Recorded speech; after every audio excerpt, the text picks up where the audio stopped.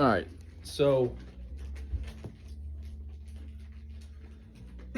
this is my first time doing this, so bear with me. I'm not a master at it. I'm no pastor.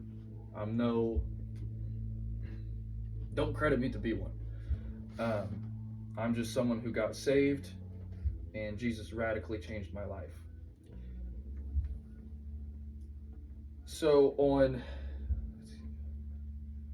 July 14th, 2018, I got baptized. In Matthew 16, verse 24 and 25, it says that if any man will come after me, let him deny himself and take up his cross and follow me. I did not do that. Simply, I was in a relationship at the time, and I practiced sexual immorality almost daily. I still cussed.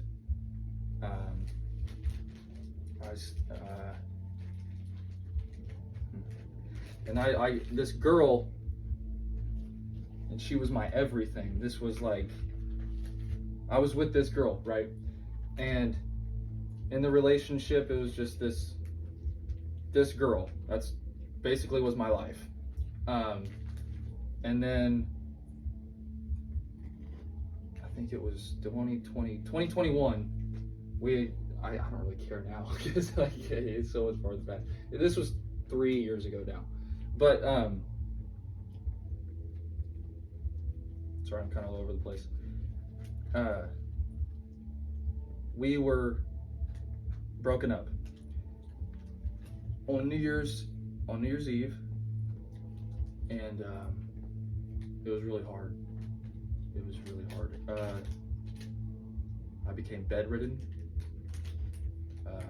I was completely depressed and anxious. Nobody could tell me nothing. I didn't really listen to anybody when it came to advice, but I was really good at giving it. And so it caused me to feel really hypocritical. And it destroyed me from the inside out. That breakup changed my life for the worse. It did a number on my mental health. Anyway, so fast forward to June of 2023, my uncle passed. Now that didn't really, I'm not gonna sit here and say like this uncle was super close to me, because he wasn't for the most part. But my mom was really close to him, and seeing her hurt really hurt me.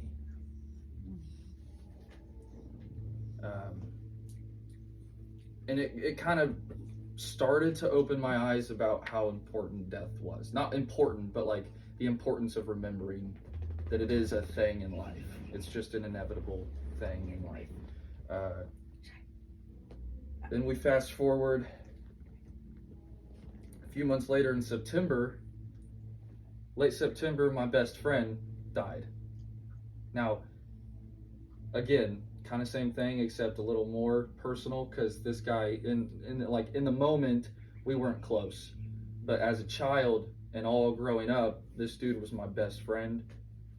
And it just kind of hurt more, because it was actually really, at that time it was actually personal. And it's crazy. I remember now, in the pastor that I go to church now, back then, when I used to go to church all the time before I became doing a lot of bad things, I'll get to that here in a bit, but preached at that funeral. And the one thing that stuck out to me, and to this day still, is that people grieve at different times. And I kind of believed it really stuck out to me in that like service. It was like the one thing that stuck out, I guess. And that night, I remember that day I had seen people crying all over, like, because we had a service, and then we went to what do they call them, like where you have a burial and everybody's around it. There was a burial site where everybody was still having a service, right? We'll just call it that. What's that? Celebration of life. Well, that's the whole funeral, isn't it? Oh well, people do some gatherings. Yeah. No, it was at the gravesite. Yeah, it was at the gravesite, but it was like a little service while they were kind of like lowering the casket in it. Anyways,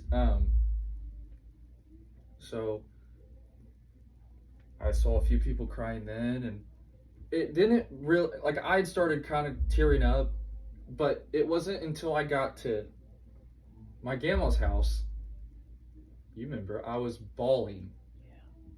Yeah. It was weird. It was weird. It was, and in that moment, I had remembered what the pastor had said, that we grieve all at different times.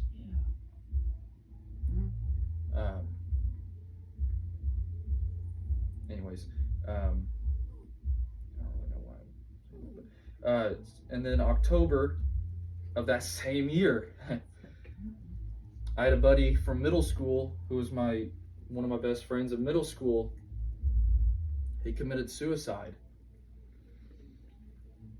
And so there was all these things, and this is why I consider 2023 to be one of my worst years. Even though this girl had broken up with me in 2021, and that was like a really hard year. Like, you ever go through a breakup that's like, that person was really close to you? It really, like, but, so 2021, I guess 2021, 22, and 23 they were just crappy years, just in general. I was lost, and there was a lot going on. So, and then, yeah, I had the friend commit suicide. So I had 3 different people that passed away in the same year. And then around June, though, of that year, I started smoking weed, started drinking, started vaping. Back in 2021, actually. Happy to say today I'm free of those things, but I know some people aren't, and it's all right, sir. It's all right. But yeah, there was all this stuff going on, and I remember the night it changed like the back of my hand. It was January 15th. It was January 15th of this year. It was around 2, 3, 4 a.m. It was early morning when everyone was asleep.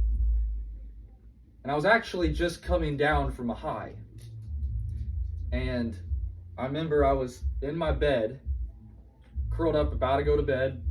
And I had prayed for about a good, say, 2 weeks, every night, every other night before I went to bed.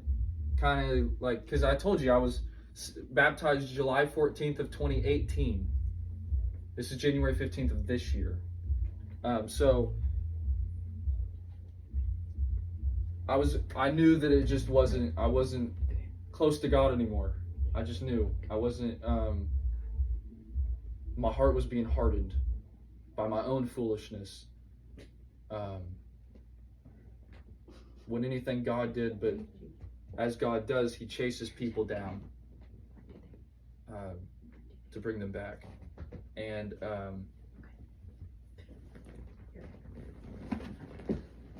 so that night, I had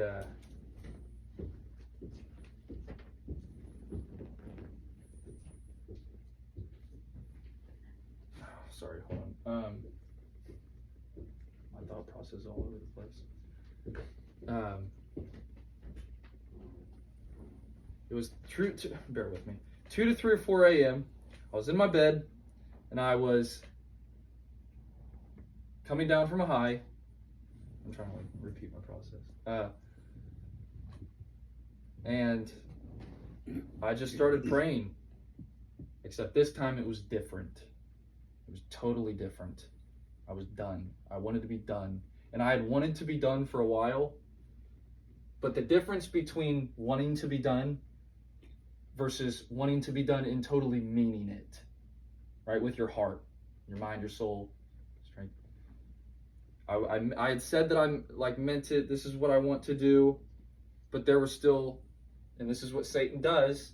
He holds things back that you don't even realize that he's holding back, because he comes as an intelligent destroyer to come as everything that you've ever wanted.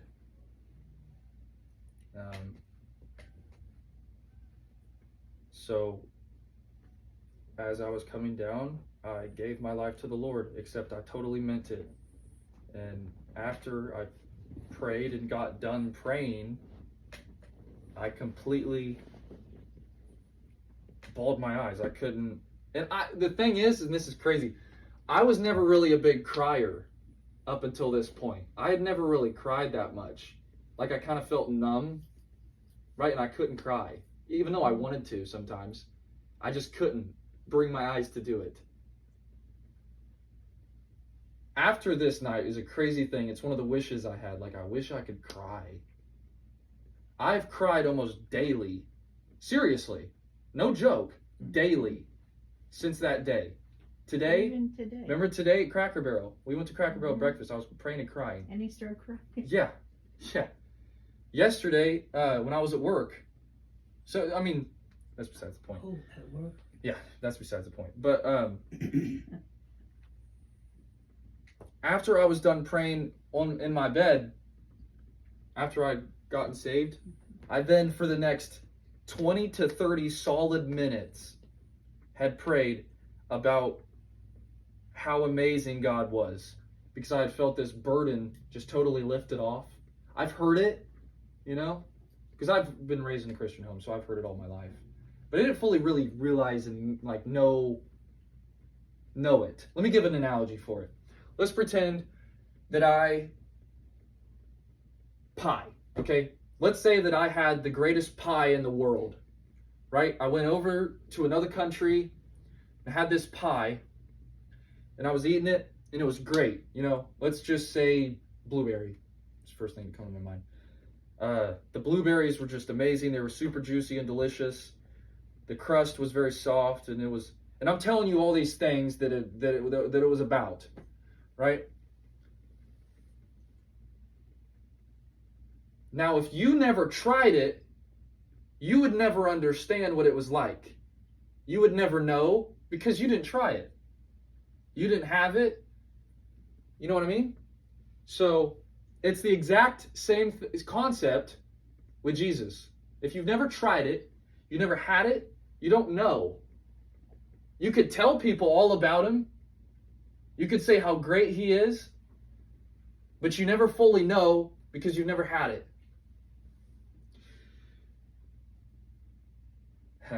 He's a really great pie.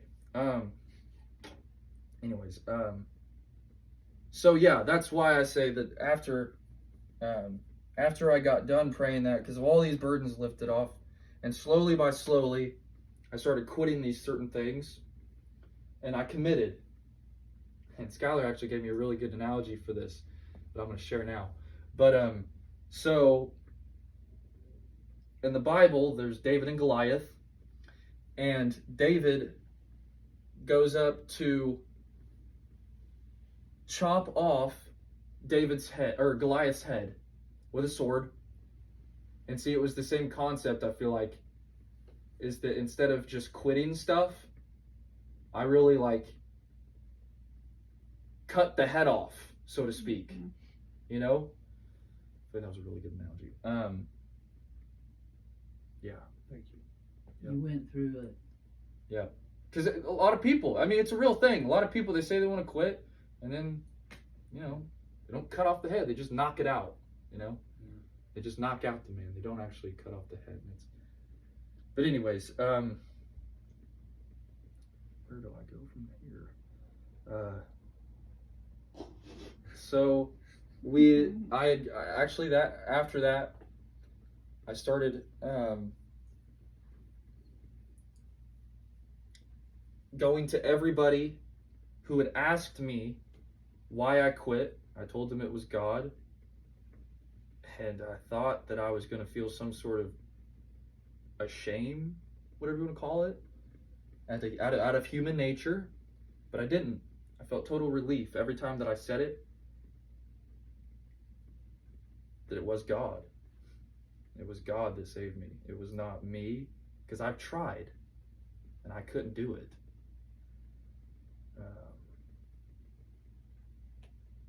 So yeah, what time is it? 8:30. So, this Bible study has kind of been, I've kind of broke it up into two parts. Oh, I'm not done. So, after I had started going to church, and I remember when I came in, so I, like I said, grew up in the Christian home, and this church that I had went to was one that I went to back in 2014 through like 2018, all high school. We were all real close. We went on like vacations together, like camp, not vacation. Anyways,